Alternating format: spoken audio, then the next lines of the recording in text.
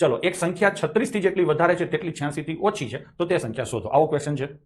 તો સંખ્યા તમારી 86 અને 36 ની વચ્ચે હશે. આનો જેટલો તફાવત છે એટલો તફાવત આનો હશે. એ પાકું છે.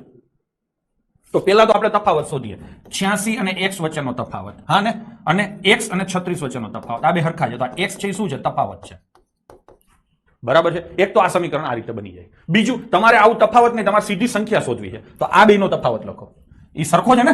x - 36 એટલે 36 થી કેટલી મોટી છે એ મળે. એવી જ રીતે x - 86 ના થાય, કેમ કે 86 મોટા છે. તમને ખબર છે હંમેશા મોટામાંથી નાનું બાદ થાય. આ બેમાં કોણ મોટું છે મને તમે કહેશો? તો કે x મોટો છે. તો x માંથી 36 બાદ કરો એટલે તફાવત મળ્યો. સેમ વસ્તુ 86 માંથી x બાદ કરો એટલે તફાવત મળ્યો. એ બે તફાવત હરખા છે એવું ચોખ્ખું કીધું છે. બરાબર ને? આ થઈ ગયું.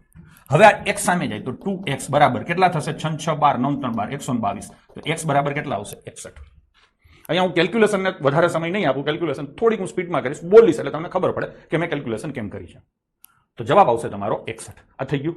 હવે આને આપણે લોજિકલી સમજીએ. લોજિકલી તો કે સંખ્યા અહીંયા છે આ બાજુ જેટલા અંતરે 36 છે એટલા જ અંતરે 86 છે.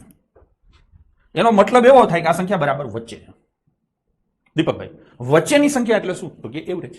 હા કે ના? વચ્ચેની સંખ્યા એટલે શું? તો કે એવરેજ. તો તમે સીધે સીધે આની એવરેજ કાઢો, એ પણ તમારો જવાબ થશે. મેં તમને સમીકરણ બનાવતા શીખવાડ્યું, પ્રેક્ટિકલ એપ્રોચ શું હોવો જોઈએ એ પણ શીખવાડ્યો. તો 6 6 12 122 થાય. ભાગ્યા કેટલા કરવાના? 2. તો જો ડાયરેક્ટ જવાબ આવી ગયો કે નહીં?